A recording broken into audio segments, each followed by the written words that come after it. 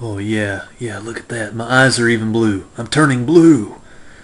Hey dudes, B Jr. here from Endurance Productions. Going to do another edition of Blu-ray vlogging for you here today. Going to tell you about some Blu-ray goodness and why you should go out and why you should or should not go get certain Blu-rays that are out there.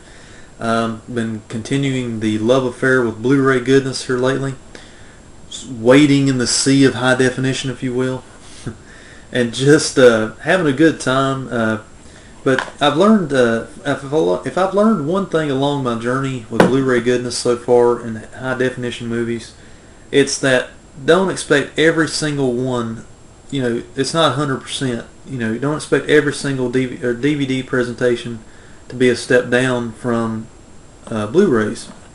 Sometimes I've been finding where some DVDs still hold up pretty good.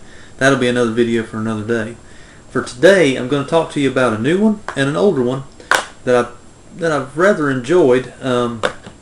First up, let's talk about one from my childhood years, and it has lasted over the years that I had to have on Blu-ray. It's a value purchase that you can find at most of your Walmarts or Best Buy stores. The movie is The Road Warrior, which is actually, I prefer to call it Mad Max 2, which is its original and what I deem to be its real title. They nicknamed it The Road Warrior in the U.S. and the title stuck because not many people at that time in the early 80s had heard about the original Mad Max because it was an Australian film that took time to get over here overseas and become a big hit. One thing I do want to tell you before I get too far into the Blu-ray goodness on The Road Warrior, or Mad Max 2 as we'll call it today. Mad Max 2 is actually, the title card is actually on the film whenever you watch it. So whenever you pop in The Road Warrior, the title that comes up is Mad Max 2, which I thought was pretty cool considering the DVD purchase, or the DVD version of The Road Warrior, Mad Max 2, sports The Road Warrior as its title when it comes up on the machine there, or on your screen. One thing I will say about this, don't expect it to be 100% total, you know, HD knock your socks off, mainly because of the age of the film and everything. But I do want to tell you, this one's about 90% pure, much like the My Bloody Valentine, where it was like, dude, this thing looks absolutely great for an older movie. I cannot believe how good it looks. There is approximately 2 to 3 scenes at the beginning of the movie where Mel Gibson has taken up refuge with the post-apocalyptic clan that is trying to protect the oil, and the bandits are trying to break in, try to get the oil and all that. He sneaks out at night. The 2 or 3 night scenes that are shown there, I don't know, for whatever reason, Warner Brothers or whoever released this, I believe it was Warner Brothers, it seems as though they didn't even bother to restore those scenes because they look like VHS quality. But the rest of the movie looks like they've taken out all the grain and it looks just absolutely beautiful. There's other night shots that follow and they look great. I'd say there's about 2 good scenes at the beginning of the movie, towards the end of the first act of the movie, where he's sneaking out with the big gas cans on his shoulder and stuff. And they don't look good. There's about 2 scenes in there where it's just like totally grained out. But I would say about the other 90% of this movie, guys, the transfer is awesome. If you're a post-apocalyptic guy like me, I like movies like this, like the Mad Max trilogy. I like, you know, even the Matrix films. Anything that is post-apocalyptic. Can't think of too many that come to mind right now, right off the top of my head. But a lot of times, those movies are just very interesting to me because they have the best.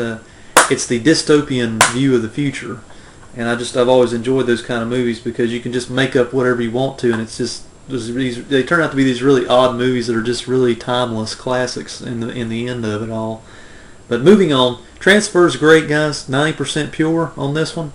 High definition 1080p widescreen, 2 to 4 to 1 ratio. 480p for the standard definition of the special features on the disc, of which I need to make a note of too. The special features on the Blu-ray is an exclusive to high def new commentary by director George Miller and cinematographer Dean Semler, and introduction by Leonard Maltin.